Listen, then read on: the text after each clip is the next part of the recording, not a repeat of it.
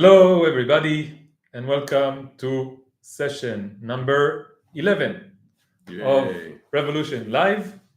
And today I have with me again the very surprising guest, Elik. Hi, Elik. Yay. So, hello, everybody. We have already two people here with us. That's It's cool. amazing. Yeah, hello, guys. We shouldn't take it for granted. No. Any person that listen to us is amazing. And we set the bar quite high, right? Yeah. Like the vast majority of people, they don't really like the messages that we put out there. Messages of resisting the system, of opposing all forms of oppression and supremacy. Yeah. And because the vast majority of people are on the against one kind but support other kind. Yeah. So the vast majority of people are on the oppressive side of at least one system. So And they I'm don't like open it. to the fact every time that someone will point to me, but here you're on the side of the oppression. I think part of the practice is not to behave defensively when somebody pointed out to you and to be open to it. Maybe it's wrong, maybe it's right, but if someone says it, like to be, okay, I want to hear it. Tell me more, Yeah, I think it's in some sense one of the most important things, because I see, let's think about the revolution. The name of the sessions is Revolution Live. Let's think about the revolution. What is the revolution? In my opinion, the revolution is when everybody stops cooperating with any oppressive systems. Okay? This is the mark of the revolution. And in my experience, the most the most prominent thing blocking this vision is that when we try to honestly and openly discuss this issue of oppressive systems and our participation in them, is that the vast majority of people who are participating in the oppressive systems, like we are, okay, we want to talk about it. This is one of the things that we want to talk about. They get defensive and they are attached to the oppressive systems. They are attached to their own self-perception as good people. And this is like the contradiction, right? And they get defensive and there's nothing to do about it. Like when you talk to Zionists, nothing to do about it. When you talk to Carnists, nothing to do about it. When you talk to sexist, patriarchal people, nothing to do about it. People who are supporting the system of capitalism, nothing. Like it's so ingrained into their personal identity, and they get so defensive about it that there is basically nothing, nowhere to go. There's some comments. Hi guys, I was just watching Elik and Ayelet's conversation with Frank Barrett. Barrett, and here you are again. Yes, we're always existing, and sometimes we are also existing on the. Nice. It was really good to talk to Frank. Yeah, you want to say a few words about that while people are joining us? Just tell a little bit about that. Yeah, it was nice also because he allowed us to do song, which and we started with Palestine or Palestine. And he said it's the first time he did that, and he was open to that. And it's also interesting how we got in touch, because I've been following his podcast since the beginning of the genocide here. And he's a really good guy with a really big heart, I felt. And because there was this French comedian woman, her name is Blanche something. Okay. That I think she expressed solidarity with the Palestinians somehow, and they really crushed her career in a very, it's crazy ways. We're small. We didn't but people who have some level of, bigger success, if you speak up for Palestine, they're going to crush you, and it happens everywhere. And not just in occupied Palestine, that's the point. And throughout the empire, throughout the Western Empire, if you speak out for Palestine, if you speak out against Zionism, most probably you will be crushed. Yeah. And it's crazy. I want to have her on our podcast. She wrote me. I wrote her, and she said she needs some vacation from this, but then she will. Understandable. And I hope she will come and tell us all her story, because it's crazy. So you told me about this. She was Blanche. Blanche Gardon. Yeah. I tried my best French accent. So apparently she was like a really successful comedian in France, right? And the moment she spoke out for Palestine against Zionism, she lost her everything that she built. This shows you. This connects to the discussion that we wanted to make about anarchism and cooperating with the system, right? That whenever you experience success within this system, it's always this kind of temporary success and success that depends on you cooperating with the system. The moment that you step out of line, you will immediately lose everything that you had, right? Depends. I guess, like, take Roger Waters, for example. I think he's too big to just shut him down completely. Like, he still has large base of audience that will support But him. do you think he's like really revolutionary? I don't know. I think, but it shows you that there's so little of people like him who speak like this that I guess, I think compared to the other ones that are have this level of fame, he is. But how many like that had success like him are speaking out like this? Yeah, and when you told me about this, I was like, lucky we didn't have anything to begin with. Like what? That it's lucky that we weren't successful. This allows us. It's lucky that I didn't have a job that I could lose.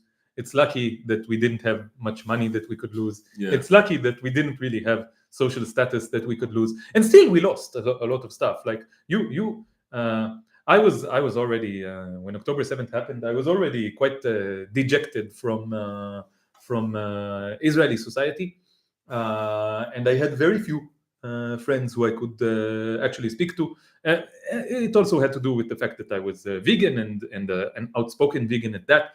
Against human supremacy, against the non-human animal Holocaust, and it got to a situation where I had very few friends, and I think you had many friends at that point, right? Yeah, you're a very social person. I'm also a very social person, but it's like you were more social than I was, right? Yeah, because I lost touch with many people, but it's not that anybody said to me like I hate you. It's kind of avoidance that is kind of mutual. yes, but the fact is that you used to have a lot of close friends that are not as close now, or not close at all now, right? So this is something like when we talk about, like, we ask why don't people speak out, and I think this is the main reason. People are social. Macklemore is the one. Do you know him? Macklemore, no. He's a rapper that was like pro-Palestine, but it's not so much. It's not a lot. So what I think is that one of the main reasons that people don't speak out is that we really need social connections. We really need friends. We really need people to depend on. We can't fight with everyone, we can't lose all the connections that we have, and it makes you lonely, it makes you suffer, it makes you poor, it makes you all kinds of stuff to lose social connections. It's nothing to scoff at, okay? And I think that this is one of the reasons that people don't speak out against oppressive systems, because they are subjugated to the system, in the sense that once they speak out, they lose everyone around them, and this is what we spoke about with the prisoner's dilemma and the hostage dilemma, that there's like this balance of like this, the system threatens everyone, so no one really steps out of the system, because once you do, there's a lot of personal price that you need to pay. I think every person in this world sometimes need to, like, the truth demands you to agree to lose everything for it. It doesn't mean that it will happen necessarily. It's not that I lost everything. But sometimes I think, let's say suddenly I come to conclusion of whatever I don't know, the earth is flat and I believe in it. That's, you know, like that is some appreciation I have to flat earthers. Yes, I think, because they say, I know I take a position that will make me look ridiculous, and they still stick up to it. And sometimes I say, I don't know what the truth about this, but at least for going out and saying something that looks ridiculous to 99% of the people, only that, like, I have some kind of, it means you agree to look ridiculous. You agree. I just wish they did it with something that is also true and better. Like, I wish they took this energy, this energy of going against the norms, going against society, and used it to, I don't know, fight for justice, for example. Like, I wish. I'm still like, I had a period a few years ago with flat earth that really fucked my mind, because I understood that I don't really understand science. I don't really understand physics, and I don't have good explanation, except that the majority of people told me since I'm young that this is the case, and it's not a good enough reason. I agree. I'm not into it now because I feel but Elik, I agree with what you said. The vast majority of people don't really have a good reason to believe that the Earth is round, and they will laugh at somebody who would say that it isn't the case. So in a way, I appreciate more the flat earthers than because it's more honest, and there's no that you're dumb. You know why it is round. I'm in a position that I'm like a kind of. So something in me tells me maybe it's not true, but honestly, there's many things that I just don't know. I just don't know. I do think that there is a phenomenon of liberals who are part of the scientist cult, and they really like that T-shirt that says "Science, it works, bitches." Right? They really like it, and Randall Monroe, who did XKCD and drew the comic strip that this T-shirt is presenting, I think he knows science. I think he understands science, and I think he knows what he's talking about. But most people who are fans of his, I don't think they know science very well. I think, like, there was this page on Facebook, I fucking love science, and the things on this Facebook page were just superficial memes that whose connection with actual science was very loose and not a real connection. So I don't think these people really love science. I think they love the idea of appearing as if they love science. I think it gives them a sort of self-importance. It gives them a way to be condescending to other people who don't understand science. But when you get down to it, I think that the vast majority of people in Western society don't understand science. They just don't. It's not what we prepared to plan to talk about today, but we can invest. No, because to me it opens up all this COVID area when I was pretty much against like forced injections and all, and I felt it was using this science to impose totalitarianism, and I had a lot of break from the left because of this. Because I felt they were into totalitarianism and not into freedom. We don't have to get into this now, and this is where I started, like, and and I have a lot of suspicion towards science as an institution that serves power in many situations. I don't know. I would say one thing. I think that, like everything in life, this is very mixed. And so I was in academics for over 15 years. So I wasn't in science, I was in math, but it's adjacent. I know a little bit of physics, I know a little bit of chemistry, I know a little bit of biology, I know, and I know how to read scientific papers. I know how to think logically. I developed these skills. Okay, Yeah. I had a knack for it. I had a talent for it, and I developed these skills. Yeah. It's not just talent, it's also time and effort. Yes, it's a lot of time and effort for I don't know 15, 20 years. Okay, scientific thinking, logical thinking, and stuff like that. Yeah, like I put into music. Yes, yes. And by the way, I think a lot of people have these skills of scientific thinking and logical thinking. They didn't get the chance to develop them, and the system that we live in really wants people to remain stupid, because Yeah. once people are smart, they might be revolutionary, and we will talk about this. To me, it's two Yeah. things, I always, since I was in school, I wasn't good in this, but I was really good in philosophy, history, and in my head it becomes like this divide, Yeah. they call it between the humanities, and Yeah. you remember this divide. Of course, it's stupid. I also thought that I was on the other side of. I thought I was, analytic. I had an analytic, but I don't know. My skills and talents, and your skills and talents, can be used for music, history, science, math, painting, and everything, and philosophy, and everything. Equally, we have different abilities, we have different tendencies, but it doesn't mean that I should be a mathematician and you should be a musician. This separation, I think, is part of the oppression of the system. Yeah. And it took me a very long time to get out of this bubble that I'm, rational, all these labels. Okay, but my point is that also in the world of science, it's mixed. Okay, and we live in a capitalist system where money speaks. Money is the most important thing, and universities are funded by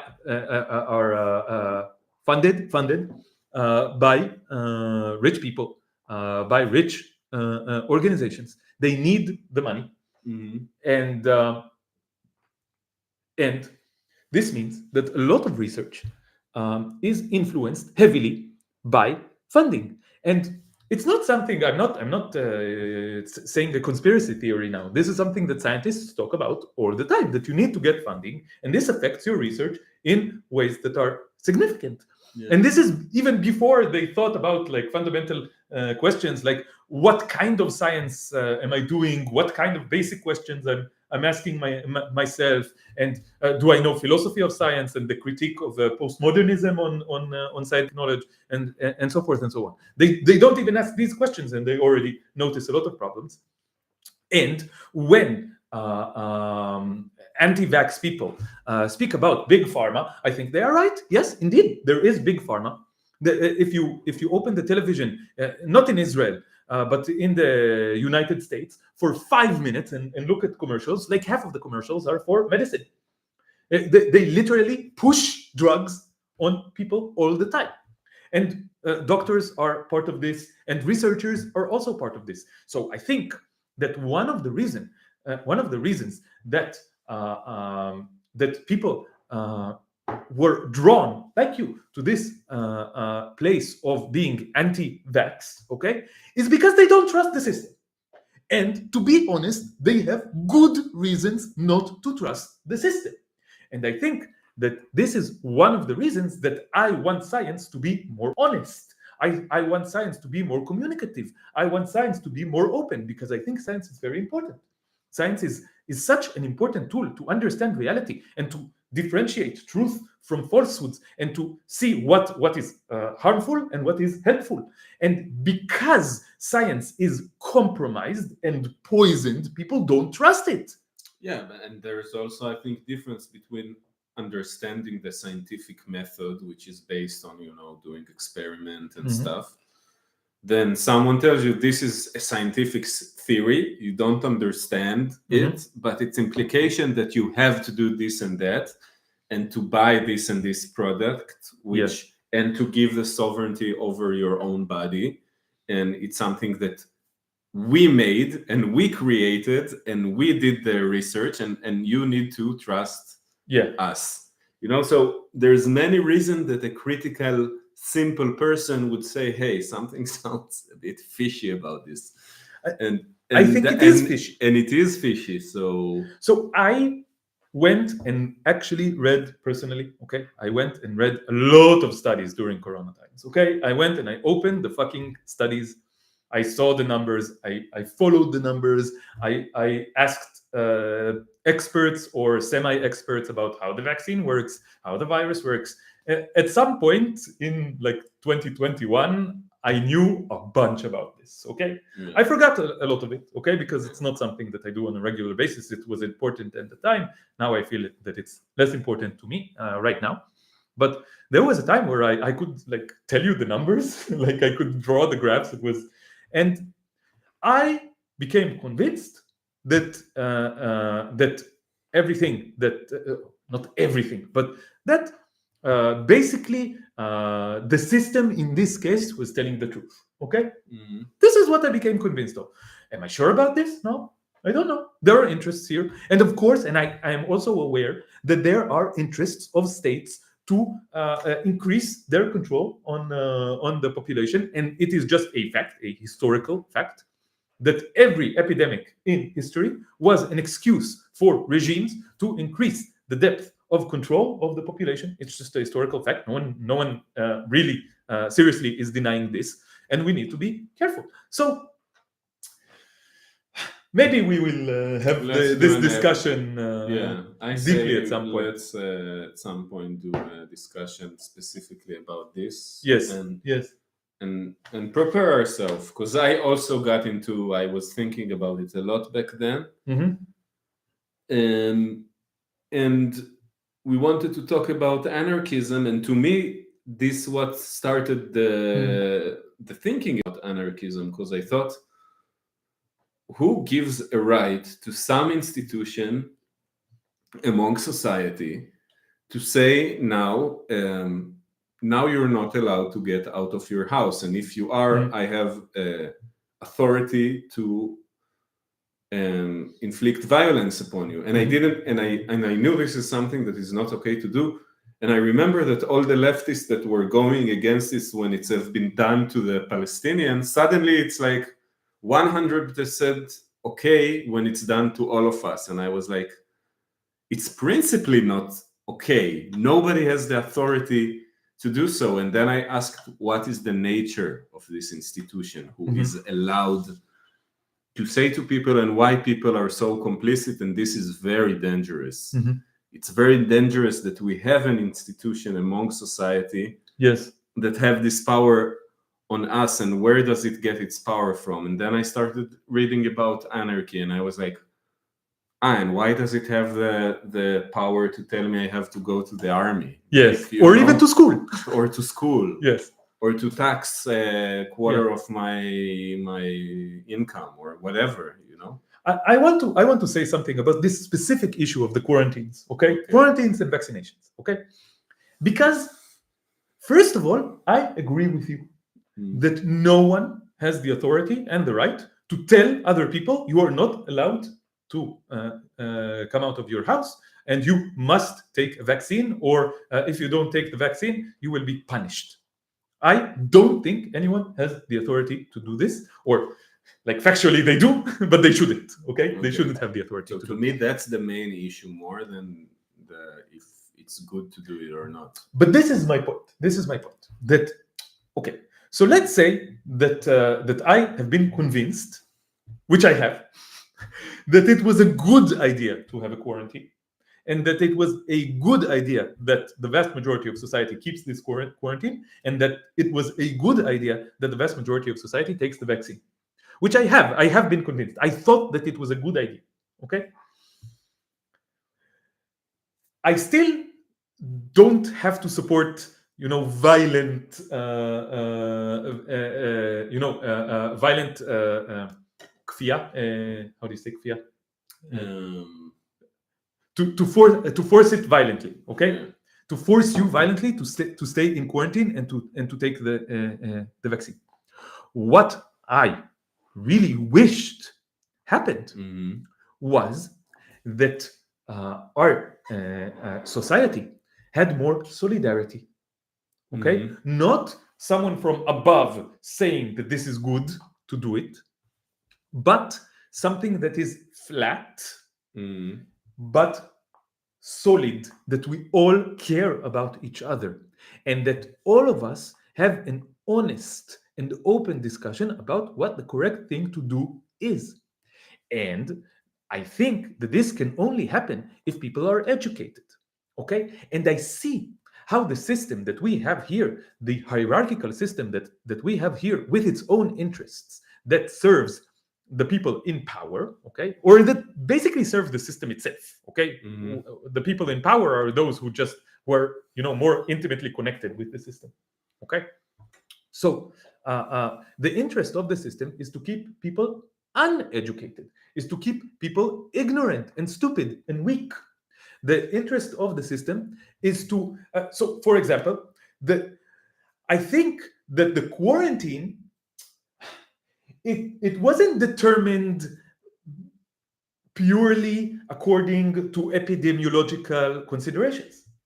It was determined by the interests of the system. So the interests of the system happened to align in this case mildly with epidemiological considerations. Okay, so it happened. Okay, but I think that as far as the system was not interested in the quarantine, it would not do it. Okay, and this is true that people or that rich people who wanted their employees to come to work, they pushed to stop the quarantine. Trump pushed to stop the quarantine. Elon Musk pushed to stop the quarantine. Jeff Bezos pushed to stop the quarantine. Okay, why? Because they wanted the workers to come, and they didn't care if the workers died. Okay.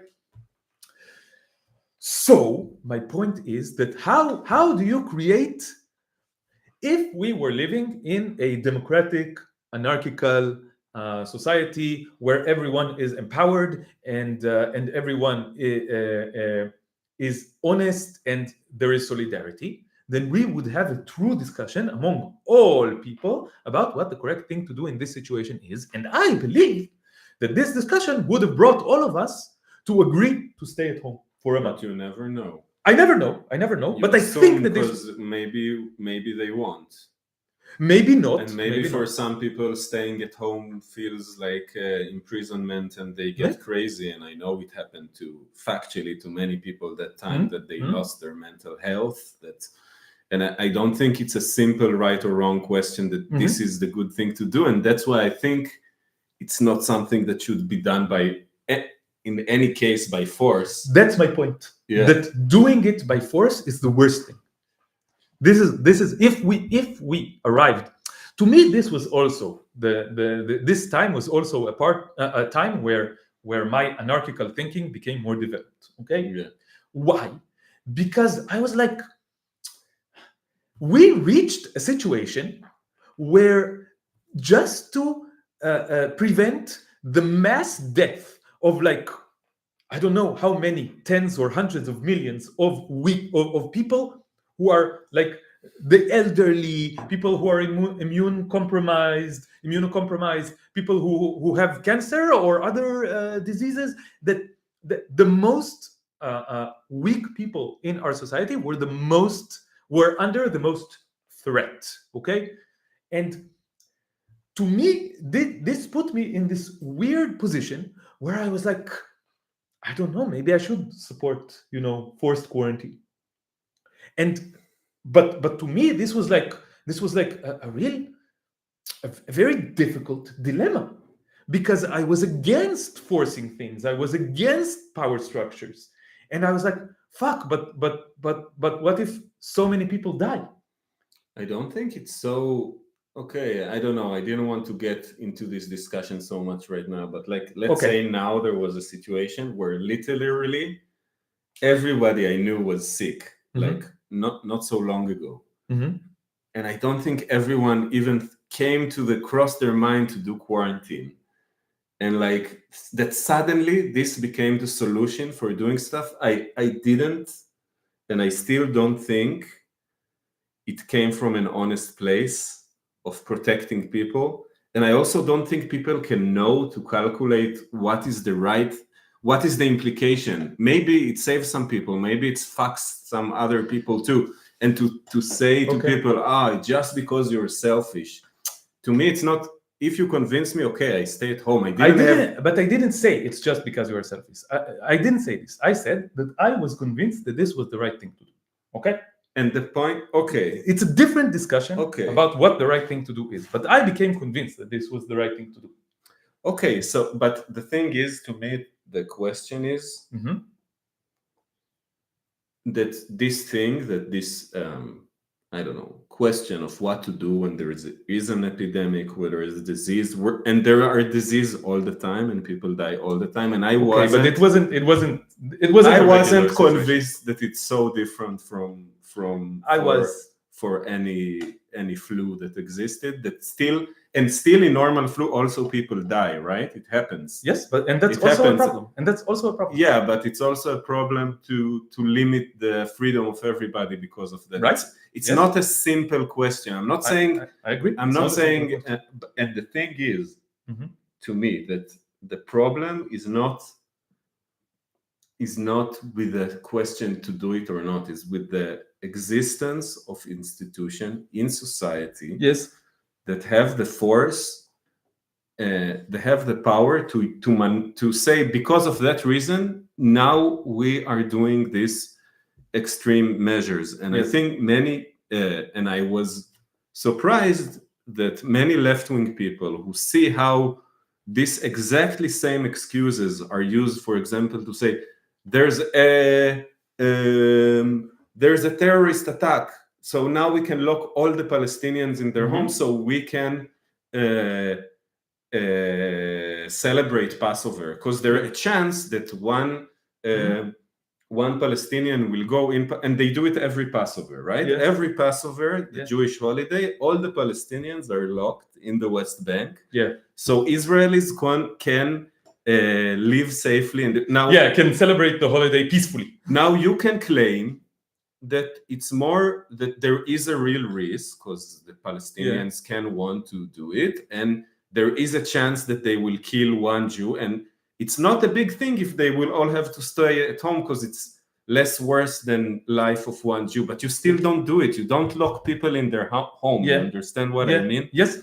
So that's the thing. But then, like you say, you were surprised when leftists said this and this and this. Yeah. Here is a leftist here next to you who said this and this and this and this. Yeah. And I'm trying to explain why. Okay. Mm-hmm. So please listen. You were surprised. Okay. You were surprised. I think that one of the reasons that you were surprised is that you didn't truly listen to what these leftists had to say, like me, because now I'm trying to explain it. Okay. And one of the things that I'm telling you is that I agree with you completely. Is that doing this by force is a very, very bad thing. Okay? And it's a very, very bad thing. I agree with you completely. It's a very bad situation that there is a system that can force this on us. And this is why we're talking.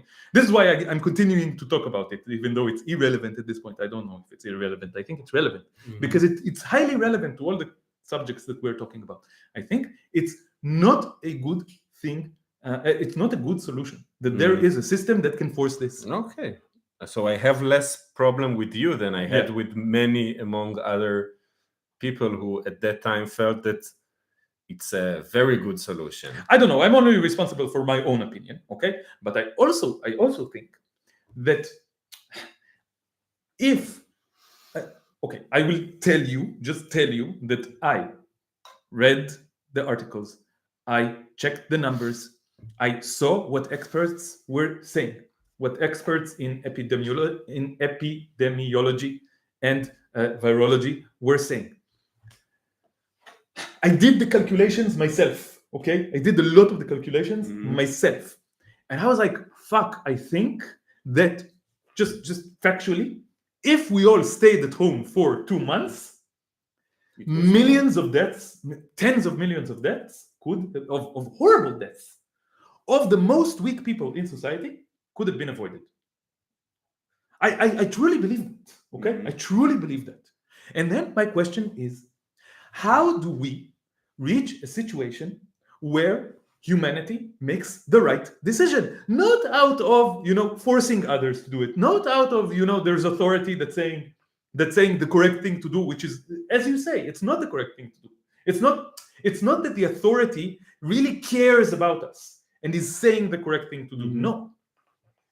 But we have a democratic discussion about what to do, and we all think honestly about what is the correct thing to do, and then we will reach the correct conclusion, okay? And the correct conclusion will not be what I think, okay? I know that it will not be that. But I think that if we are all educated, if we are all honest, if we are all responsible, if we all have solidarity, then we will all reach the correct conclusion, okay? It's not about me. It's about that there is a correct conclusion, or a somewhat like a collection of conclusions that can all be correct with like different parameters, okay, which are close to each other. And it's not that I think this and you think this, and why? Because I have one perception and you have a completely different perception. We have a basis for discussion because we are all educated, because we all know the facts.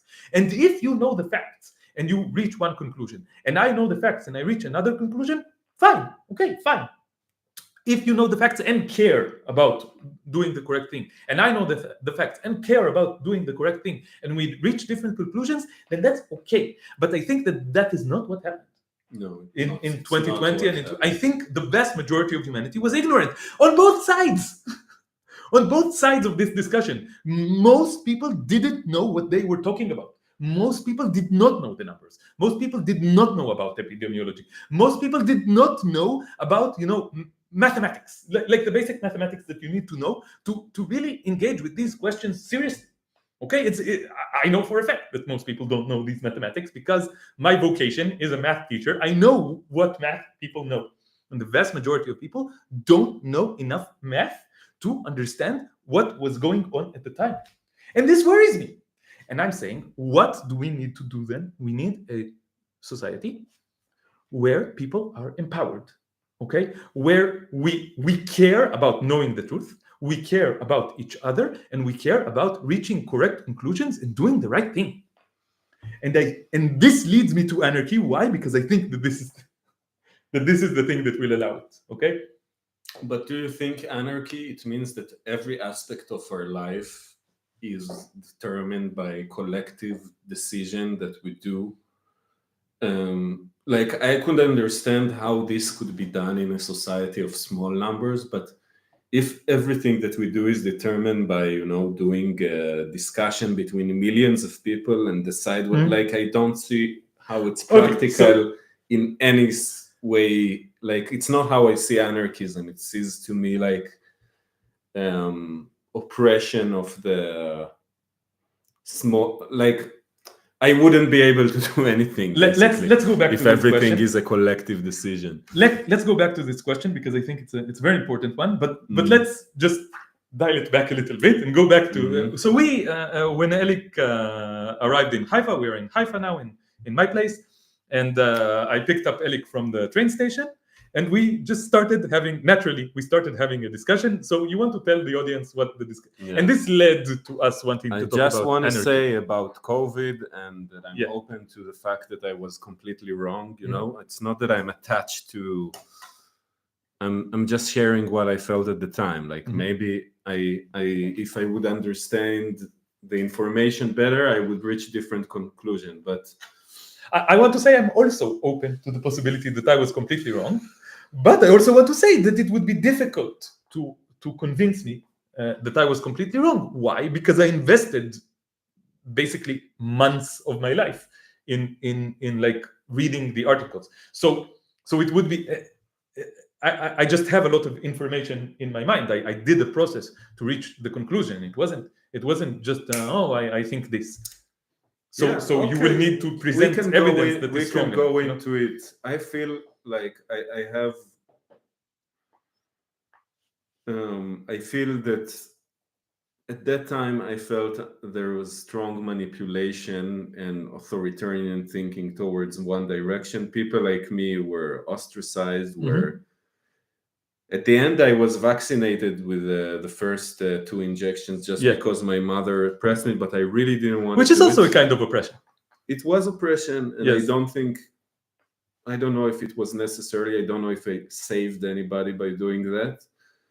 And I heard, and there's so much information that I don't know what is true or false. Like I heard a lot of people who got damaged, but then you can say it's I personally every time, not every time always, but in the beginning where these stories started coming, every time I heard this story, and I had thousands of discussions with anti-vax people, every time I heard a report of someone being killed by the vaccination or blah blah blah blah blah, I went to check the story, and I found out that either it was completely made up, or it was just blown out of proportion, or there was zero evidence that this was the case.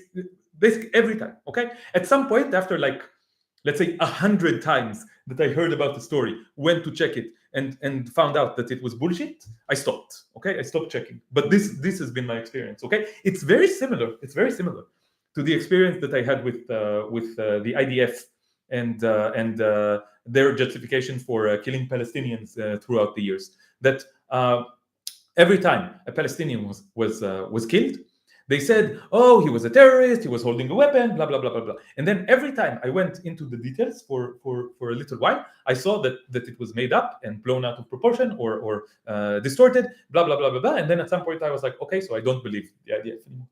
Yeah. Because at some point you're like, okay, I feel like I'm wasting my time. Like it's 100%. Like I'm going to need a counterexample before I start, opening this question up of whether they are liars or not. Okay. Yeah. And this is a similar situation that I was in. But in any case, there's a question of how do you value sources of information? How do I know to trust scientific articles? Why should I trust them? How do I know if I trust people who give me counter information and say this guy died because, like, both situation, I felt that when I am engaging in it, I'm kind of have some kind of helplessness, and at the end, and I think people are not honest about their biases, and like for the Palestinian issue, for example, I admit that I have a bias. I tend less to believe Israeli media. But this bias is not. I don't check it even anymore. But it's not something that just sprung out of nowhere. You stop believing them because they continuously and consistently lied to you. Yeah, but I think it's a correct epistemological position that if a certain organization or person, every time you check them, you find out that they were lying, then at some point you need to just stop believing them. It could be. I think it's even justified to say, even if someone lied to me once, I will stop believing them completely, and find someone who hasn't lied to me ever. Okay, maybe that's a bit extreme, but if someone continuously and consistently lies to you, then it's a good idea to stop believing them, I think. But I do think that on a more general level, I wonder if there is a field of philosophy about anarchist epistemology. It's important, right? Because the most times when we believe stuff, we believe it because some authority figure told us this. Yeah, that's how we started this discussion about this whole thing. Yes, right? it's an argument from authority, and argument from authority is a very weak and problematic argument on an epistemological level, right? Right. And I think it's a very important, deep, and nuanced, and not obvious question. What kind of epistemology or epistemological practices we can develop that correspond to our anarchical way of looking at things and our desire to live our life in a way that practices and promotes anarchy? I think it's very important. I don't know if there are philosophers who talk about this. I wonder if anyone in our audience knows about a philosopher that talks about anarchist epistemology. Please send us links to studies or Wikipedia articles or whatever. I'm highly interested in this now. But in any case, we're anarchists. We can have this discussion ourselves, right? Mhm. We can do an episode where we have this discussion, where we think about what does it mean that we want to believe something or not believe something, and not do it just because an authority figure told us this. Yeah, and I also feel like, if I take the issue of Israel, Palestine, and all that, it's not just about it's a lot about information, but a lot of it is because I used my ability to think critically, that I had the right framing of information, that let's say that the numbers that are reported by the IDF are correct. Yeah. And from the 40 something, they said 43,000 died, and 20 out of them 20,000, yeah, are Hamas members. Okay, I don't believe it. Let's say, would that justify their death and the 20,000 others who died by any? I think if you have a strong principled morality, the numbers are not the most important thing. They're part of the truth. And people in debates usually try to make it your numbers versus my numbers, and they make it all about that, which to me, it's not the main thing. The main thing is that even one death of a child is not justified, and now you're talking about justifying a death of 20,000. It's but yeah, it's a good I think I feel that my tool as a non-expert, who I don't feel I always have the tools to evaluate, I can't explain to you why always give the right justification. Why do I believe this organization who, okay, let's say, I would believe, let's say, when you ask in armed conflict, so it makes less sense to believe the army who does the killing, the numbers, that's common sense. We can start thinking about it, right? Yes. There's less it's less logical to believe only one source, try to look at multiple sources, right? There's many things you can do with it's I don't know. So this is we're kind of now having the discussion about anarchical epistemology. Let's keep it to another time. Yeah. But I do want to say that I think as anarchists, and we kind of want to connect anarchism to being connected to your own power, right? We were talking about this, that to be a true anarchist, you need to be independent in some sense. You need to depend on others, but also independent. Okay, you don't need to follow authority. If you follow authority, you're not an anarchist. Okay, and I think that it is our responsibility as anarchists, and I think it's the responsibility of all people to be anarchists. But that's another point. I think it's our responsibility as anarchists to develop our own skills in distinguishing between truth and falsehoods. Okay, on a factual level, I think it's very important that we think about epistemology, that we think about sources of information, that we think about. I think if you don't know math as an anarchist, I think it's a problem. Okay. So I don't know. Maybe it's you don't have the tools to. Yes.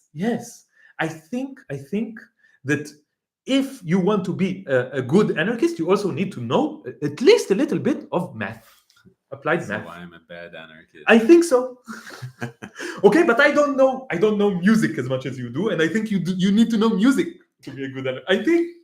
I think you have to be a Renaissance. How is it called? A Renaissance person. Yes. I think the more you know, the more you understand, the more skills that you have, the better anarchist you are. I think if you don't know how to grow your own food, which I don't, and you don't, then you are not a good anarchist. Why? Because you are now dependent on systems to provide you food.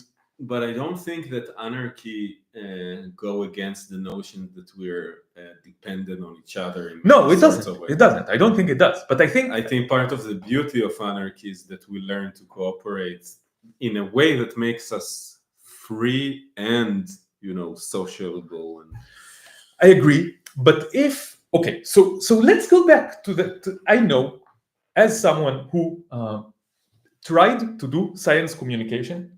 I was a teacher at University of Math, okay, and math communication and science communication are very much related. And I also found myself watching, I think, thousands of hours of science communication on YouTube, okay, for example. And I did some lectures in all kinds of frameworks about science communication, okay. And I also talked to a lot of scientists who tried to explain what they were doing to laymen. And I know that science communication is so difficult in our society, just so fucking difficult, because so many people don't have the first idea of how science works, how logical thinking works, how epistemology works, and so forth and so on. And it's even worse than that, because it's not that they are ignorant and they're like, I don't know. It's that they have ideas in their minds which are viruses, which are like bad ideas, like counter factual ideas. Okay, it's like the way that they think that you should think about science, that you should think about epistemology, is the opposite of what is what is good. Okay, and I see that it's really, really difficult to communicate with people who are like not in science about science. So I think if we want to cooperate, our society constructed this thing called science, okay? It's a social practice, and there are a lot of people who have dedicated their lives to doing science. Why? Because it helps us understand the world better, understand the truth, and improve our lives and make better decisions. It also does a lot of other things, like developing the atom bomb and killing 300,000 people in Hiroshima and Nagasaki, and also developing AI, which is used now to do the genocide and so forth and so on. Okay, it does good, it does bad, but it's a tool that we can use. And then, for some reason, we choose not to use this tool. Like, why? Not to use it to actually better our society.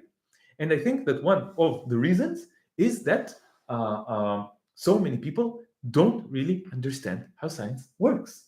And this is why I think that we should all learn more how science works, so that we can all have this discussion about science, so that it's not a bunch of authoritative, scientists telling you this is how it is and shut up.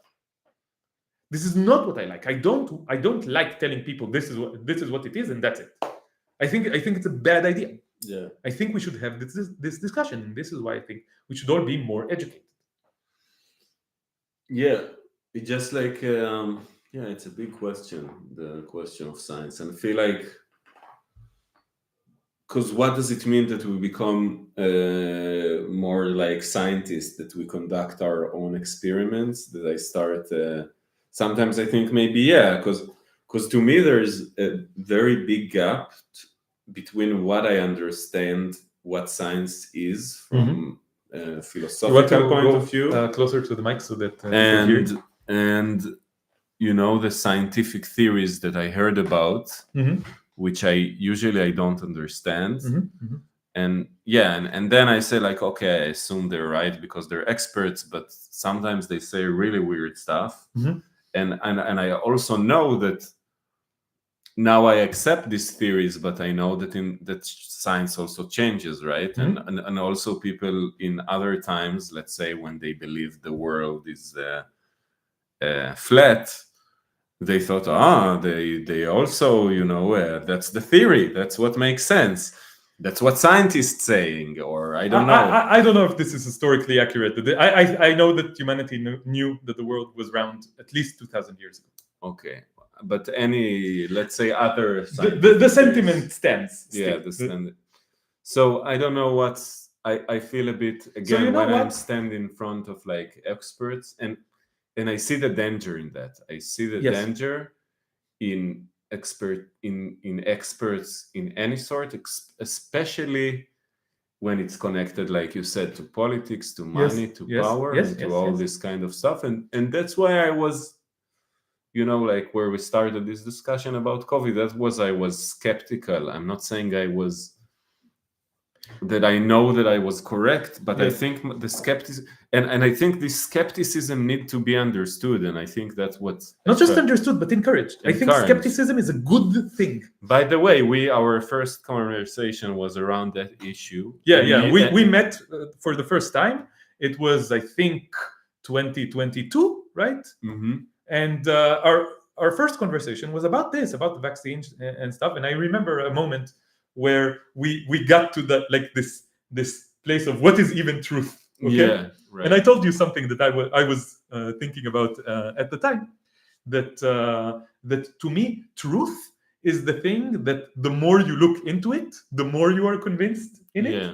And a lie is something that the more you look into it, the less you are convinced in it. The thing is that I feel that maybe you're not putting into your account about this whole discussion about science and everything, and it's that maybe our ability to know the truth is limited. Maybe we're always biased, and it's something that I ask about myself about everything. I agree completely. Also about Zionism, like I am aware of my biases. And sometimes I feel that people push to me like a piece of information, like they show me how Hamas treats its own people. Yeah. And I see inside me this bias that says like, I don't want to hear about it. Mm-hmm, mm-hmm, mm-hmm. And I feel like that I have to do this work of like, okay, but I don't want to act from that place. I want to accept this information and then see if it changes how I evaluate my moral assessment, and then usually I discount that. I discover that it's not, that maybe it makes the picture a bit more rich with details and complexities. But it's, even if, let's, for example, even the question of if Hamas is treating its own people in a brutal way, maybe it doesn't justify occupying and bombing Gaza, right? So but I want to say about what you said that I agree with the approach that you present here. I think that we shouldn't. I think that, first of all, yes, we all have biases, and enormous biases, each and every one of us, and that we should be aware of them. We should be wary of them, and we should not let it affect the way that we examine and understand reality. But I think that there is another side to this that is also dangerous, which is like when you doubt yourself so much that you become paralyzed, okay? Yeah. Because at some point you need to act in the world, okay? Mm-hmm. And I think that a lot of malicious agents take advantage of open-mindedness of people to keep them inactive, to keep them confused, to keep them misinformed, okay? Like, for example, if some Zionist is telling you about, yes, but Hamas is this and this and this and this and this, they will say, yes, but Hamas, this and this and this and this, right? Say Hamas. They would say Hamas. They would say Hamas, blah, blah, blah, blah, blah, blah, blah. Sometimes I feel they really do emphasize the right? But Hamas. It's like they do it on purpose. But the point is that sometimes they can take advantage of your open-mindedness, not you personally, but also you personally. They can take advantage of your open-mindedness to keep you confused and to prevent you from understanding the truth. And I think that we need to be wary about that as well. That people will take advantage of this, and this happens all the time. I see it all the time. I see that people use the fact that I try to be open about, different facts, to sow doubts in places that I shouldn't have doubt in. So this is a balancing act, right? There's no definite answer to this, right? We need to balance it. I just know that the moment I'm convinced in some position, I have this tendency to push away any information that try to counter it. Yes. And I don't think it's a place of strength. I think if you're in a place of strength, you're like, you're based in your morality. And then I don't think I'm in a point right now that anyone can convince me that Zionism is a moral, justifiable ideology or movement. Okay, does this make you rigid in your position? Do you think that this makes you rigid, or do you think that this is okay to be in this position? I feel it's a bit like what you said, but I feel I achieved this position because I was open, and because sometimes I ask myself, and then I'm like, if I would just be locked, so I wouldn't gain confidence. Yes, most people are locked in what they were born into. So because you weren't locked, you managed to move away from Zionism to another position. But I still have areas where I'm not sure what is the right thing to do. It doesn't make and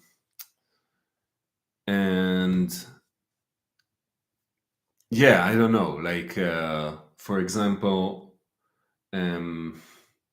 what do I want to come instead of the Zionist project, how it should look like.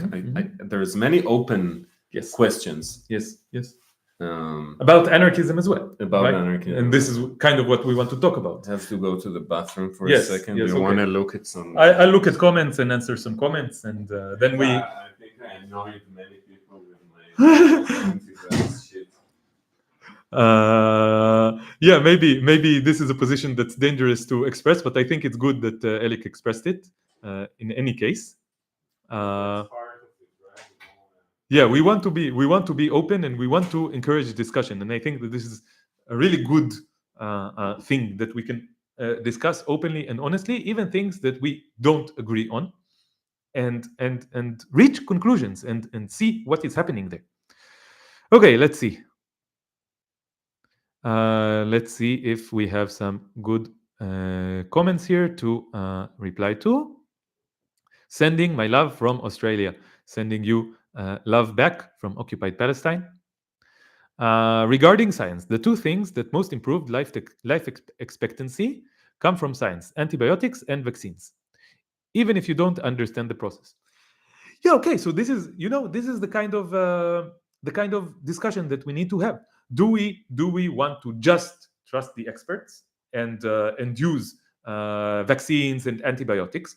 And maybe it's not a good idea to just trust the experts. So, for example, I know for a fact that doctors tend to recommend antibiotics in cases where it is not the correct thing to do. And this created a huge problem where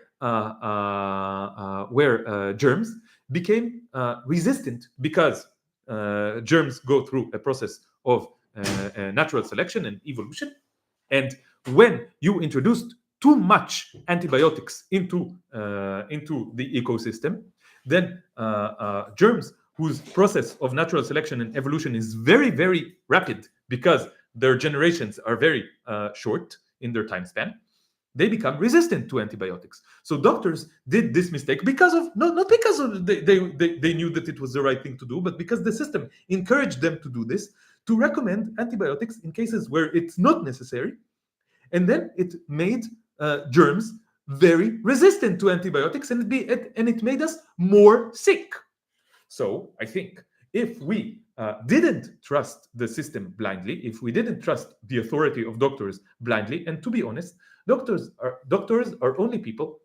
Some of them are smarter, some of them are stupider, some of them are more professional, and some of them less professional, some of them more educated, some of them less educated, and all of them ignorant to some extent, like all of us are ignorant to some extent. And doctors as a group created this problem of germs who are highly resistant to antibiotics that made us more sick. we shouldn't trust their authority blindly. Okay? Even though they are experts. Even though they are experts. Trust them because they are experts. Give them the credit, okay? But not 100% credit. Not 100%. Don't go blindly after them. Okay. So you want to go back to the original conversation that we had? You will see how related it is to all the things that we talk about, right? Yeah. Wow. I didn't think it would take that direction. It doesn't matter. It doesn't matter. This is the thing, that we speak freely. I think it's good. I think it was a good discussion. It's good to have this discussion, and it's important one. Oops, what happened? Oh, it's just my browser. Never mind. Okay, so you want to tell everyone here the conversation that we had in the car when I picked you up from the train station like 3 hours ago, 4 hours ago. We had a discussion that started about morality, right? And we asked, is there an absolute objective morality? Is that such thing? Do we look for it? Do we believe in it? And I think I wanted to say that if we are just speak closer to the microphone, Alec, because I think otherwise it's hard to hear you. And I said that in some sense I believe in it, and that my anti-authoritarian and anarchist tendencies lead me to a way in believing that there is some kind of morality that you can reach out by your own conscience and your own rationality and emotionality. Yes. And the reason I said that is because I think authoritarianism is built in a way on deep moral relativism. Because I didn't say it like this, but I understand it like this is now. Because if there is no right or wrong that you can figure out by yourself, by your rationality and your own conscience, and I think how do you say conscience? Conscience. I think conscience is a mixture of like rational thinking, and it's involved everything. It's involved emotional, rational, spiritual, physical, everything. It's a mixture. Yes. If there is no such thing, so what are we left is the powerful one set the rules, and it's kind of, if you have either this or that. Let's say like, if you have someone who giving orders and someone have to obey, so you have to choose. It's either you're obeying orders or you're following your conscience. There is no really real middle ground there. You can claim there is, but the truth is that if someone tells you, no, go and shoot this person because I'm your commander in the army, if you start to think, is that okay? Is that not okay? You're not obeying, and you say, I decided that he's right. Now I have to do it because it's the right thing to do. Yeah. So you actually acted upon your own conscience. Yes. And if you just kill him because he said, and you didn't turn this thing, so you just obeyed orders, and there is no middle ground. It's either you're following your own conscience, or you're following orders. And there's an inherent contradiction between authority and conscience-based morality. Yes. That was I started from. And you so I already have new thoughts that I didn't raise in the original discussion. Like, what do you say about people who use God as a source of morality, and they say God said that this is the correct. They say there is an objective morality. The objective morality is what God said, and I know what. I know what God said, and I am telling you right now what God said, and this is what you need to do, and this is highly authoritative, right? But also, at least supposedly, objective. But I think maybe it's again like a trick, right? Yeah. They talk about objective morality, but they empower themselves. Yes, but they say no. It's what we say, right? Because if they really were talking about God, they would have to admit honestly that they cannot understand God, right? Because part of what God is that God is divine. God is Right. if God exists, then you cannot understand him. Yeah. Her, then it. But we need maybe objective,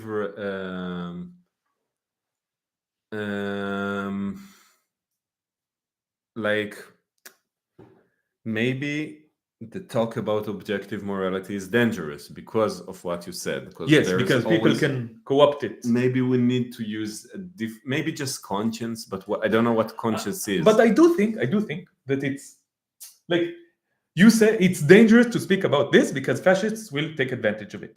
But to be honest, this is true about everything. Yeah. Fascists have no boundaries. They will take everything and corrupt it. They will take love and corrupt it. They will take morality and corrupt it. They will take objective morality and corrupt it. They will take relative morality and corrupt it. Everything they will corrupt and use it to maintain their own systems of power. Okay, so I don't think that this is a good argument for using or not using something, that fascists might use it to hurt us, because they will use everything. Yeah. But the point is that so we continued to talk about. So I don't know if this question of whether morality is objective or relative is the main question here. I think it's a little bit different. I think the question is where you put morality. Okay, so I think that if you are coming from a place of believing in hierarchies and structures of power, you will place morality. You will say those who are higher up the hierarchy have better morality, and you can see this. Like, for example, if you are religious, you will say, or if you are part of organized religion, hierarchical religion, you will say that the priests are more moral than those who aren't priests, and that the archbishops are more moral than the priests, and that the Pope is the most moral if you're Catholic, right? This is what you will say, right? If you are a capitalist, you will say that the richer you are, the more moral you are. You will say, why did you become rich? Because you are a better person. Yeah, you worked harder. Yes, you worked harder, you have ethics. This is what you will say. If you believe in, I don't know, if you are someone who believes in patriarchy, you will say that if you are a cisgender, heterosexual, monogamous white man, then you are correct, and all the others are less correct, right? This is so this is like, if you are a Zionist, you will say that Zionists are moral and that Palestinians are immoral, and that it doesn't depend on the actions, right? This is, look how sharp this is.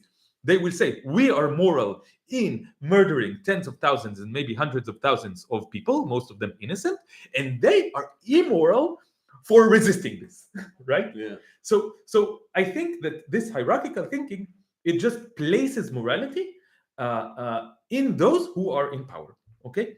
And I think that when we are anarchists, we place morality in a different place, okay? We say that it lives somewhere else. And one place that we say that it lives is your own conscience. Why? Because anarchism is highly individual, not individualistic, but individual. It wants to empower the individual. But this is the part that you didn't talk about, and this is what I want to add to this discussion, that I think that morality should also be placed in, not the collective, but in everyone, okay? Like as a society. Okay, so I think this relates to what we were saying about epistemology. Okay, Yeah. How do you find out what's true, and what's false? You need to discuss it with other people. Yeah. Because you need information and knowledge and expertise and skills that other people have. But then in the end, let's be honest about this. When I decided that I believe that the vaccines are safe and effective, what I did was I talked and I talked and I talked and I listened and I listened and I listened and I read and I watched and blah blah blah blah. But then I was like, okay, gut feeling, right? Yeah. In the end, I was like, okay, so what do I think now? I think that they are safe and effective. And you talked and talked and talked, and then you were like, gut feeling, I don't know, right? Yeah. Because in the end, you just decide. So this is like the process, right? Of like there's two sides to this, and we always come back to this. Yeah. To this duality between the individual and the collective. right? And that this interplay between the individual and the collective is the most important thing to really do anarchical practice. So you say it's not practice. that somebody can sit alone with himself and figure out right from wrong. Like it's not going to work. You have to be in discussion. Yes. With many kind of people. You need to be open for different answers, and it's not just like maybe the purely individualistic. Because we want to say, okay, morality cannot be. It has contradiction with authority. It cannot come from somebody. I think we wanted to talk about this concept of illegal order, or manifestly illegal order. You want to? I think it kind of exemplifies the kind of discussion that we want to make. So you want to elaborate on this? Yeah, but go closer to the mic. In Israel, there's a concept of about the military, and it was developed after, I think, the massacre in Kfar Qasim village, which the military, and it was on the years that the 48 Palestinians were under military rule, that's very similar to what's going on today in the West Bank. It was in place since 48 until 66. Yes. So it's funny, when people say Israel was democracy before 67. No, if maybe it was a democracy, it was 1 year, maybe. Yeah. Between 66 to 67. Maybe, even that it's not. But there was only 1 year in Israel history that where there was even had a chance, when there was no Palestinians under military rule. That's the only year that's this practice of treating ruling civilian population with army force wasn't. But they announced a curfew, and there were many Palestinians who were working in the fields who didn't hear about this curfew, and then when they came back from work, many of them shot dead. Yes. I don't remember how many, but dozens of them. Dozens of them. And then the soldier said, we just obeyed orders. But then the judge said, no, you could use your critical thinking and understand that they didn't hear about the curfew and not kill them. Yes. And this was part of this. They invented a new legal term, manifestly illegal order. פקודה בלתי חוקית בעליל in Hebrew, which is בעליל is obviously, right? Yeah. Obviously illegal. So, and I remember learning about this. By the way, Dan Ben Ishai and I went to see a documentary about the Kfar Qasim massacre. And this was a few months ago. We went to watch it together here in Haifa. Yeah. And we did a video right after. It was when I was in the US, I think. Yes, I think so. So we did a video right after where we talked about this, about what happened, and also about this concept of the manifestly illegal order. This is on my channel. Maybe I will put a link to it. You know what? I will put a link to it right now. And I remember learning about this in school. Okay, hold on. I can't write and talk at the same time. Elik, you want to say some stuff so that I can look up the. What are you looking for? I'm looking for the video that Dan and I recorded, which is on my channel. So what we learned about it in school, and they teach some cases that Israel massacred Palestinians do enter the civics class in Israel, right? Because they want to teach us they want to teach this concept of manifestly illegal order. Yes. And they also want to show us, look, this is where we're getting out of control, where we behaved wrongly, and we want and it's kind of enforces the idea that we are a moral army. Yes. There are cases where soldiers are being judged and which So this now is the it's link. ridiculous, yeah, because we've seen after this genocide in Gaza, you know, that this never happens, and Yes. every day there's, but like, yeah, it's part of our like national ethos, what you teach in schools, that sometimes we do that there is rooms to make distinctions between situation, and here is a situation where the soldiers could have think about it and not do this. Yes. So I put the link to the video that I put up where when Dan and I had this discussion, and we touched on all these subjects, and we went quite deeply into these subjects. It was right after watching a documentary about this Kafar Qasim massacre, which was highly powerful, and I didn't know many of the facts there. So I think this is the point, that this idea of the manifestly illegal order, there is only one case in Israeli history where people were actually indicted according to this made-up rule, and all of these people got pardoned very, very quickly after. They didn't really get punished. It was just for show. Yeah. Okay, and I think that this is a mechanism of liberal Zionism to justify. So here is what you do. You invent this concept of a manifestly illegal order.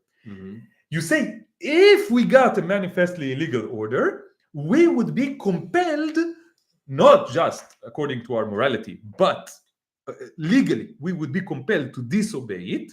And this makes us good that we have this idea. But it remains an idea. We never get to this place where there is actually a manifestly illegal order that needs to be disobeyed. So this never happens, and this justifies all the normal cases where some orders are legal, some orders are illegal. What does it even mean, an illegal order? No one talks about this, about what a legal order and illegal order is. But all these cases, they are fine. Yeah. Because that is wrong. So this, in comparison, is not wrong. But I say, like, if you're a moral human being, you cannot be a soldier. It's like, you don't.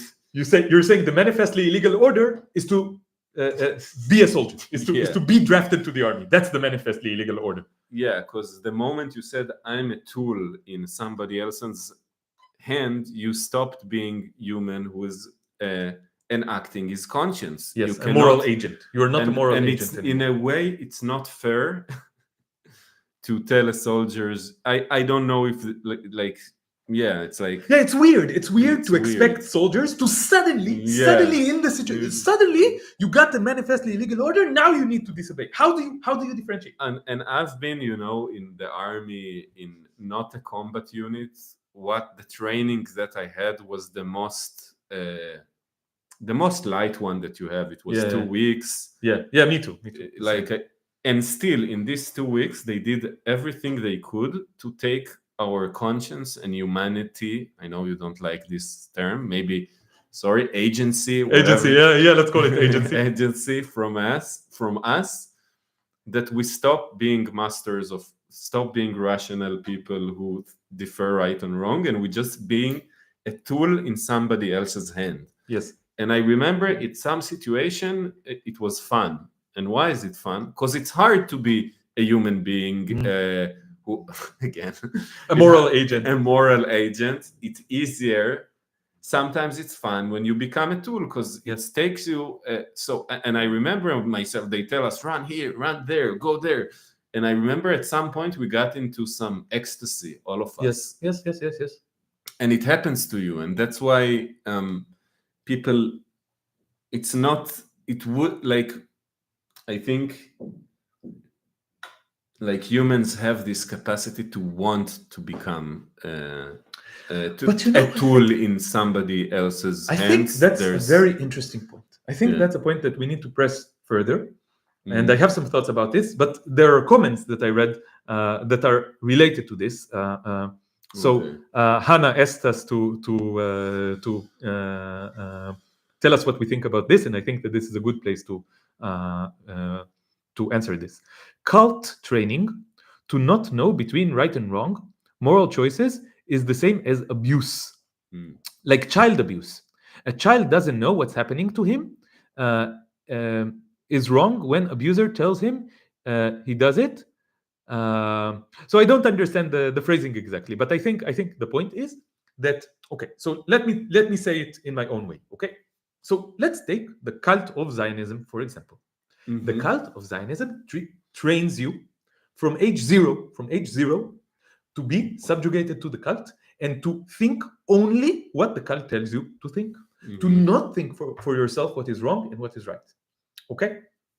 And yes, it is a form of child abuse because they take away the agency from children. I think this is why education in the way that it is used in our oppressive system is a horrible thing.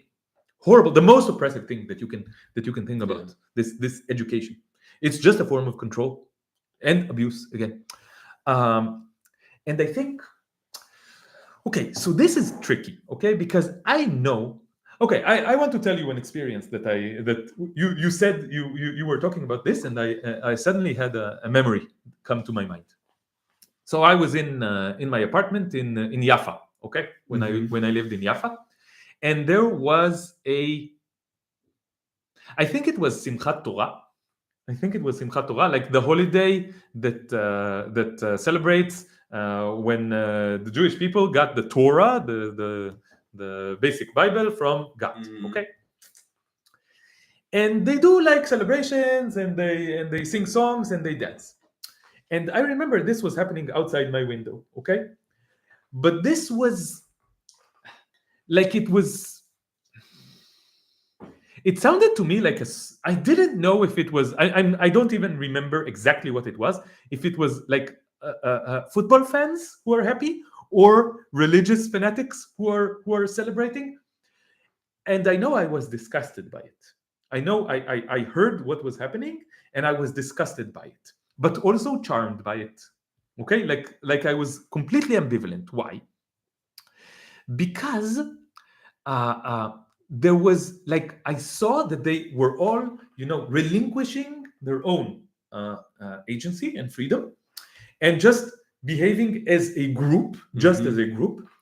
And I saw a lot of like it was only guys, and they were singing together, but the song was also kind of disgusting and aggressive and violent. And obviously it was also like a manifestation of Jewish supremacy in this space, in this highly gentrified space of Jaffa. This is a city where a lot of Palestinians, 48 Palestinians, still live, but a lot of Jews also live there. Zionist Jews live there. So there's a lot of, there's a struggle there for who controls this area. And this was a display of like Jewish supremacy in this area. And I remember being disgusted by this because of all this, but I also remembered being charmed by it. I was like, fuck, I also want to be part of a group. Yeah.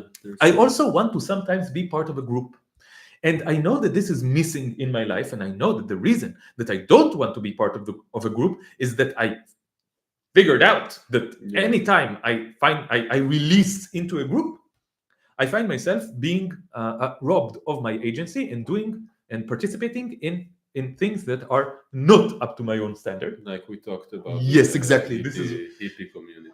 Okay, so you want to tell you this is just precisely the next thing I was going to mention. So maybe talk about this thing that we were both like part of kind of hippie circles, medicine circles, like in Israel. That actually with people we didn't know each other back then, but the groups were kind of related to each other. Yes, it's funny. We almost met, but we didn't meet. Yeah, it's weird that we didn't meet in that occasion, and we both had similar processes of like wanting to become part of a group that has something a bit cultish and being a bit amused by it and want to have this group and intimacy with these people, but also after a while discovering that there is something manipulative, something that there is some deceit. Yes, yes, right? That yes. It's not that they're talking about honesty, but it's not real honesty. That there is intimacy between people, but actually you cannot really be yourself. Like Yes. it's always, there's a big promise that is being Yes, it's shattered. very deceptive, very deceptive. Yeah. It's like an illusion that you can, oh, if only you did this, if only you let this go. And they always tell you, right? They always tell you, let it go, let it go, let it go. Right, I heard this, I probably heard it even more than you. Yeah. Because, you know, I'm like this. I'm like, Yeah. I don't let go. I'm stubborn. Systems and cults always told me that I was stubborn. Always. Yeah, just תשחרר, let it go, let it go, let it go, let it go, let it go. I cannot tell you how many times I heard this. And it came from a good place also, right? They saw that I was in a conflict. They wanted me to just relax, enjoy, be in the now. It's not negative thing. Sometimes it's really important. Yes, but also it's negative. And also, in retrospective, I see how manipulative it was, because what did you want me to let go into? Into your fucking manipulative cult. This is what you always wanted. It was always that. Okay? But do you think there is a situation when you let go? Yeah, and you relax, and it's not into some manipulation, or we always have to be on the guard. We always have to be and that's part of the pain of being a conscious person who doesn't give away his agency, that you cannot fully let go, because otherwise you will be. This is the question that I want to ask right now. I think it's so important, because I think this is something that we both feel, and I imagine that a lot of other people feel this, like this tension between, yes, I want to be with others, I want to trust others, I want to let go, I don't want this anxiety all the time, I don't want to feel this tension in my body all the time, I don't want to be suspicious, I don't want to be on guard all the time, I don't want this, but I feel like I have to, because otherwise they will take advantage of me letting go. And they always want me to let go into the system. But you know, I feel that there is some sense of spiritual letting go that I know from music, that sometimes like I improvise, and then there is a point when I'm like, okay, let go into this thing that's happening, and you have to let go, otherwise you will not get. Otherwise, and there is there's some, and this is the spiritual, you know, of ego death that they talk about, that sometimes there's something bigger than you. You know, I had it, I will be open here, I have nothing to do. I because of my weed addiction that I'm 4 months off now. Yeah, Elik has not smoked weed in 4 months. He I did know not and still look like a stoner. in some senses you're even worse of a stoner. But the plant marijuana and THC was not in his system for 4 months. Please applaud Elik and encourage him. It's really impressive. I am shocked. I'm shocked when he told me I'm going to quit. I was like, yeah, sure.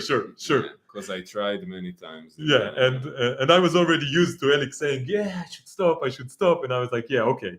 And now, let's do it another time. But this is highly impressive. Yeah, thank you guys. Well done, 420. Yeah, I don't know if I will never ever smoke again, but for a while I need to, at least for a year, I said, and I don't know. You said, Elik said, the next time I will smoke a joint will be in a free Palestine. Which I don't know when it's gonna happen. It's good motivation. It's good motivation to free Palestine. Now you're really in it. Yeah. But anyway, when I tried to quit, actually now I quitted without going to groups. Maybe it also says something, because in phase before that I succeeded for, I think it was a month and a half, I went to NA groups, and there was this thing about like, they talked a lot about surrendering to higher power, and admitting that you need help and that you cannot do it by yourself. It's the opposite of what you need, right? I don't know, but the fact is that I stopped by myself. Yes, it was. I will tell you. Can I tell the audience the situation? Yeah. So Eli called me, and he was like, I was at my sister's, and I saw the. I woke up in the morning, and I was completely like shattered from the night before, where you smoked a lot, right? And you kind of became disgusted with it, right? I smoked 2 puffs at that morning. Yeah. Okay. And then I was like, I don't want this anymore. Yes. So it was a completely independent decision. It was the opposite of admitting that there is a higher power. Yeah.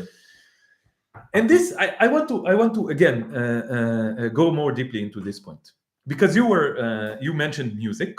Okay, you mentioned music, and this is also, we're on the same wavelength in this discussion, because I also wanted to talk about music, because I'm like, okay, so what is worth letting go into? Yeah. Okay. And I know that when I was studying how to play the piano and blah blah blah blah, and I'm a bad musician. Okay, I can appreciate and enjoy music, but creating music is something that I'm very bad at still. Okay, and I see Elik, and I see the way that he does it, and I try to learn. I try to learn what you are doing, and I see that Elik is kind of releasing into something.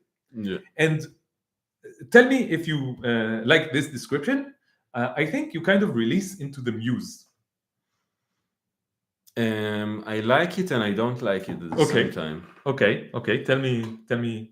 Because I don't feel it's something that comes from a source that is outside this world. Muse is some kind of like something from another dimension. I feel it's interesting. It's something that this world is doing. It maybe has to do with some spirit, but this spirit is embedded in the physical material reality. So to me, when I say muse, I don't think about something high, but I get what you're saying. I get what you're saying. I mean? Yes. I'm my spirituality. It's here. It's here. That's why, by the way, I stopped doing. I less into like drugs, because I feel my sense of spirituality that I want to connect it to is spirituality that is here. It's in the flesh. Not there, but here. Yeah. Yes. I'm not saying I will not do it again, just like saying that I feel more connected to the body, to the earth, to the ground, to this. I want to bring something that I feel. So now I have this thought. Why am I an anarchist? Because I feel like I look at the systems that we have around us, and the oppressive and controlling systems that we have around us, and I see that it creates a situation where if I let go, maybe always, but definitely almost always, I let go into something dangerous, oppressive, and controlling. Okay? And I know that it puts me in a state of constant anxiety. I cannot live my life. And just on a very, very selfish level, I just want these systems to stop existing so that I can fucking let go. Okay? So that I don't have to be wary all the time of participating with horrible violence. And look how extreme this is. If you just live your life in occupied Palestine as a Jewish Israeli, you are complicit in one of the worst genocides in the history of humanity. If you just live your life as a normal human, you are complicit in the worst Holocaust in the history of everything, the non-human animal Holocaust in the meat, dairy, and eggs industry. If you just go and buy, I don't know, whatever in the shop, it's almost surely produced using exploitation, oppression. It's all around us. Letting go into normal life in our society is horrible.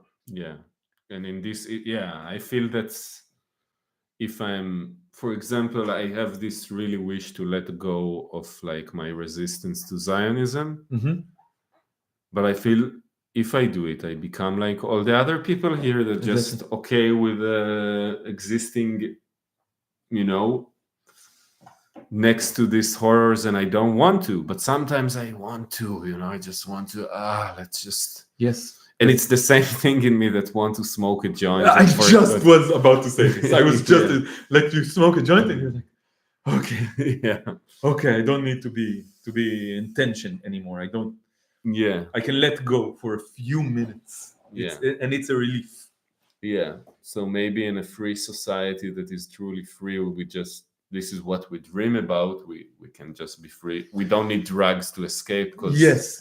So I don't know if in a free society we can just be, you know, not on alert ever. Okay, there is a reason that these mechanisms of I don't know, being alert and being wary developed in our bodies. You know, through the process of evolution, because it's useful and necessary for our survival and existence. Okay, but I think that these systems are now. It's like they need to work on this level all the time, and sometimes there's peaks where they need to work a little bit more. But I think now they're like always here, always. I feel always anxious, and I think that this is highly unbalanced and highly unhealthy. And this is one way where anarchism really connects with, you know, things like just you know, physical health. Like it's weird how all of it is connected in so many ways. Okay, we've been talking for a long time. You want to continue a little bit, or you want to just read a few comments and finish this discussion? This discussion can go on for, I think, at least 50 hours without. I think we touched upon many things. Yes. There were many things we talked about before that we didn't get into. Yes. But I think I just wanted to say that's the challenge. Maybe it's everywhere you're positioned in life, you have a challenge. And I think when you're in certain point of like privilege in the society, so you can let go, but then the price is your soul. Yes. But you know, I can decide now for a while to be in denial, of not to know what's going on in the West Bank, in Gaza, not knowing that I'm actually in a situation, in a colony in the Middle East that is kept, that the only thing that keep its normal life is because it's maintained by huge level of violence. Yes. But it's made up, so I can be in denial. Like, I guess the people who their homes have just been stolen, they cannot be in denial, right? They don't have and they have different challenge. How do they resist their own oppression? How I think people who are in the privileged position have this challenge of not falling into this bubble of comfort, this fake comfort, and maintaining their agency, maintaining their and it's not easy. I don't know, like now I'm always in a situation where like I'm not doing enough. What is enough? What we should do? That's what we talked before. But yes, we planned like 5 more subjects to touch on, but you know, these discussions, they go in their own directions, and we will continue with the live sessions. There is enough to talk about. Yeah, but I got to a point when I feel like that I need to do something that is more than just talking, and I still don't know what it is. Like, I felt like that after 7th of October, speaking up was a huge thing because nobody spoke up. But now I feel like, and I'm not sure I'm the person to go and physically fight settlers in the West Bank or whatever. But I feel like it has to do more with like performing more with my music and bringing the word out through I think like bringing something that is fuels revolution in different way. Like this is what I feel I want to do, and I don't do it enough. Yeah. But maybe, I don't know.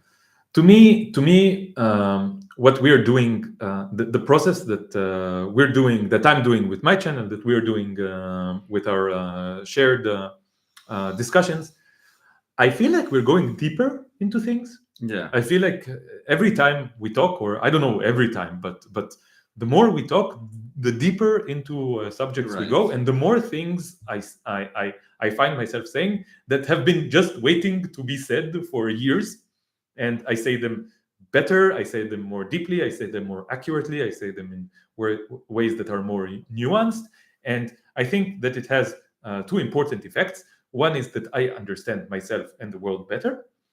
And the other is that maybe we can help other people understand themselves and the world better. And also, even if we don't understand something better, we see that we are aligned. And this is also something that is important for solidarity, to see who is aligned with you and who is not aligned with you. Okay? So I feel that these discussions are very important.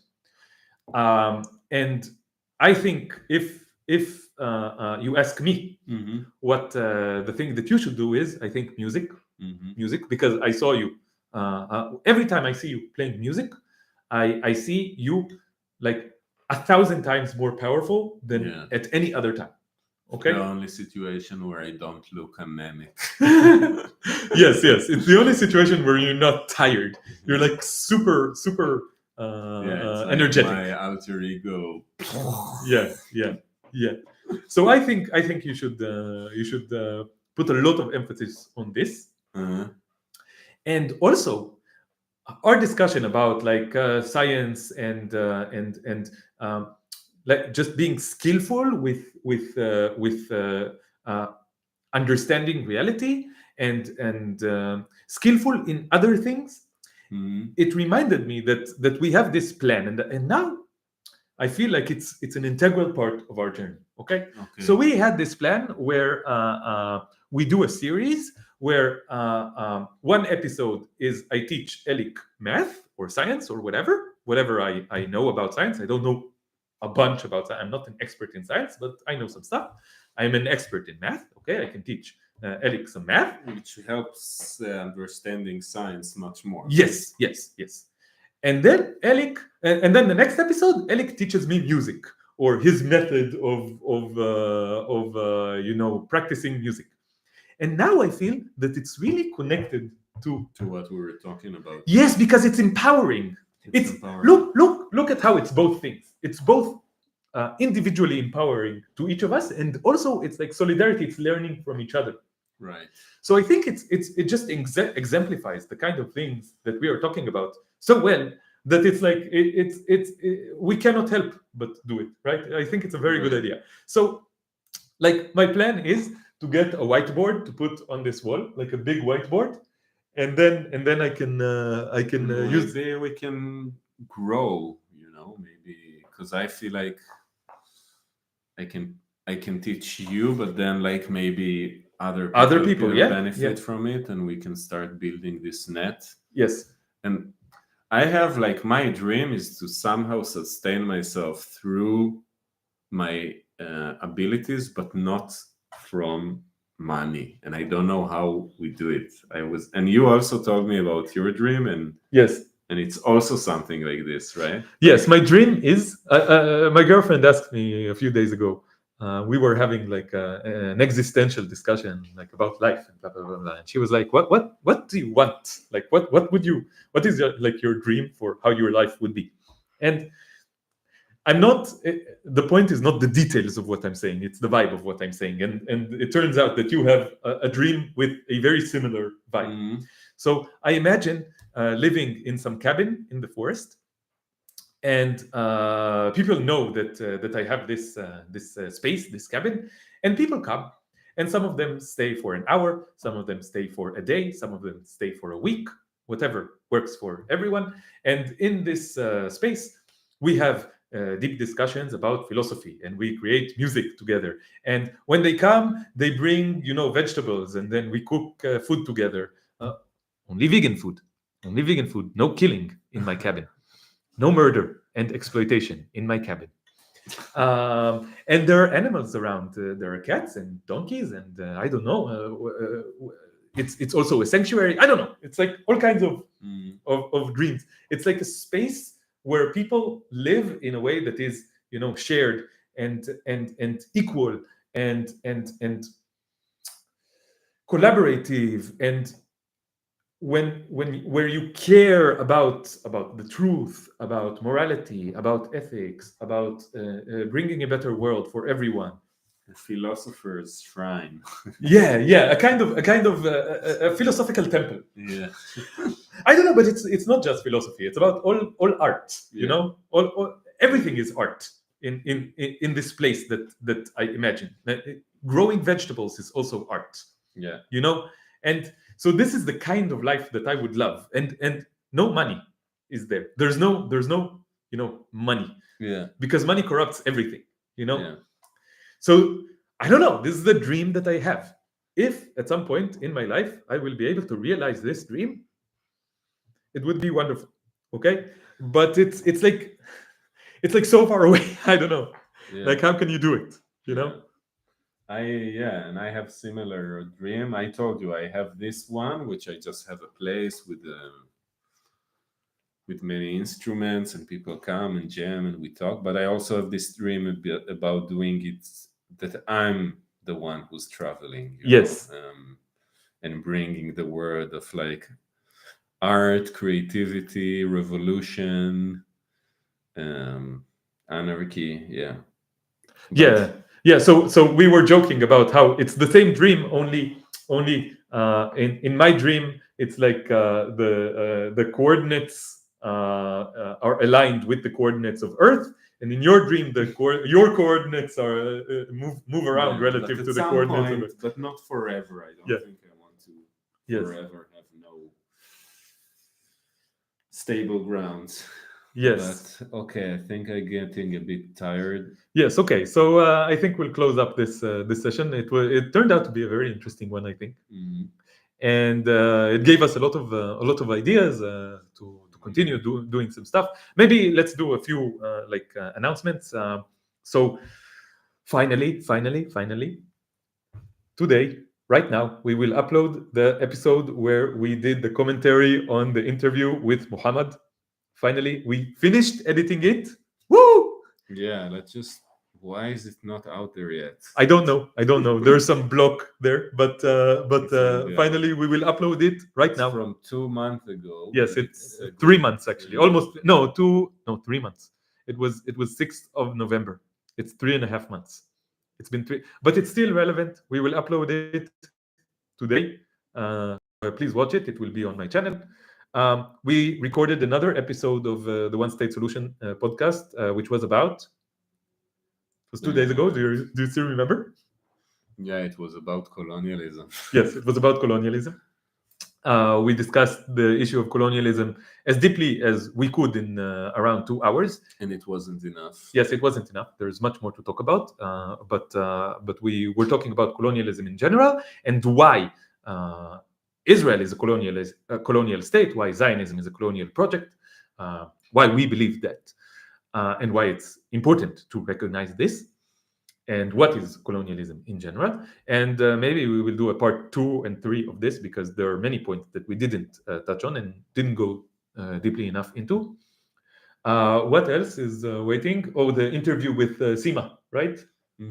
So please send Elik personal messages on Instagram and tell him to finish editing the episode with Sima. Congratulate him for being sober and tell him use your sobriety to actually get some work done. What else do we have in store?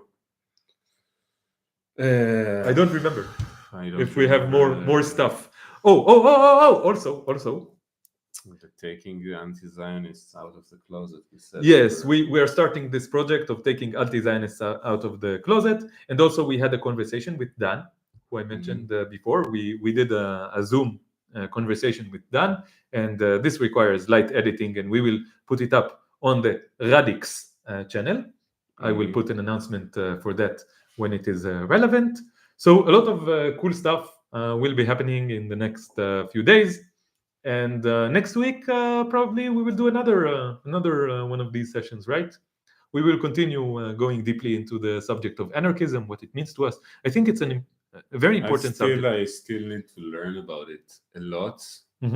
Like, it's not that it's a fixed philosophy to me. I don't think it can be fixed. If you have a fixed anarchist philosophy, maybe. Yes, it's anti-anarchist to be fixed. Yeah. I still want to, if people have like good anarchist books and stuff and material. Yes, recommend some materials in the comments. And I want to put the link to Ayelet and Elix's interview on Frank Barrett's channel. I'm sorry for the disruption. Here is the link to their interview if you want to watch Elik and Ayelet play music and talk about living as anti-Zionists in Zionist society. Please go to this link to Frank Barrett's channel. It already has like how many views? 3,500 views. Very popular channel. Oh, he has 50,000 subscribers. It's quite a large channel. So go and watch it. I brought in very interesting people. I listen to him a lot. Maybe we should have him on our podcast as well. Yeah. Frank, if you're watching this, you're welcome to come speak on our podcast. Yalla. I would write him a mail because I think he's involved with Palestine for 20 years or so. So for sure you have interesting things to say. Yes. Okay. And I think that's it for now. Thank you everybody for being with us for almost 2 hours. We hope it was interesting. We hope it was engaging. We really appreciate the fact that there are 40, 50, 60 people with us at all times. It's really amazing, and we don't take it for granted that we have an audience that's interested in what we have to say, that we are building a kind of community here. I'm starting to recognize the screen names of people writing in the chat. I'm sorry that we can't answer all comments because it's like it's really hard to both have the discussion and answer comments. Maybe also we want to do like a questions and answers session. We want to do more. Okay, we want to do more. We want to do more, and we need to. What else? You have Patreon. You need to start saying. Okay, thank you for encouraging me. I need to open one as well.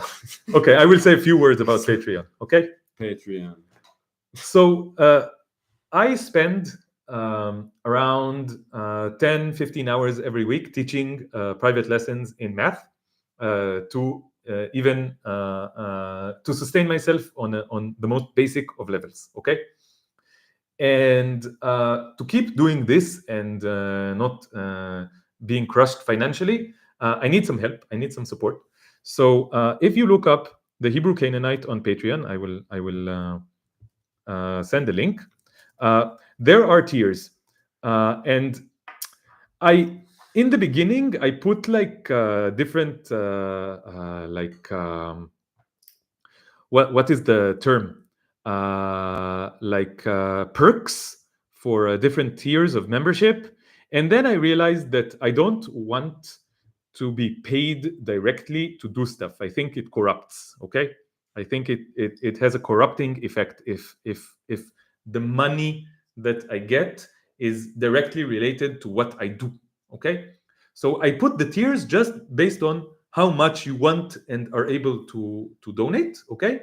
And everything that I do is open and free for everyone. Everything will be on my YouTube channel or on my Instagram or wherever, where everyone can access it. I don't have any, special, exclusive content and blah, blah, blah, blah, blah. I don't have any of it. It's just if you want to give me some monthly donation to help me continue building this channel and this community and doing more of what I'm already doing, I would really, really appreciate it. Yeah, someone wrote, no hierarchy in your Patreon. Exactly. It's an anarchist Patreon. I wish we didn't have this capitalist system that requires me to ask money from people to be able to continue supporting myself and to continue having, you know, a house and food and clothes and equipment. But unfortunately, this is the situation that we are still in. So yeah, that's what I'm asking. And please encourage Elik to open a Patreon as well, because I think it would. No baby weed tear. No, the tears. So my name is Alon. Alon means oak tree in Hebrew. Okay. So the tiers are based on this very genius pun. So you have baby oak and mature oak and ancient oak. That's nice. And the lowest tier is acorn. Okay. And even if you're just an acorn, it's still fine by me. Okay. That's nice. Thanks. So I will put mild to heavy pressure on Elik to open a Patreon as well, and then you can donate some money to him as well, so that he doesn't have to rely on his parents financially, and he can continue creating and doing amazing stuff. What else? What else? What else do we want to say? I don't know. Yeah, I'm a bit tired now. Okay, Yeah. So thank you. We just crossed the 2 hours mark. So thank you, everybody, and we will see you next time on Revolution Live. Please watch all the videos that we will be uploading in the next couple of days, and stay revolutionary. Yes. Bye bye.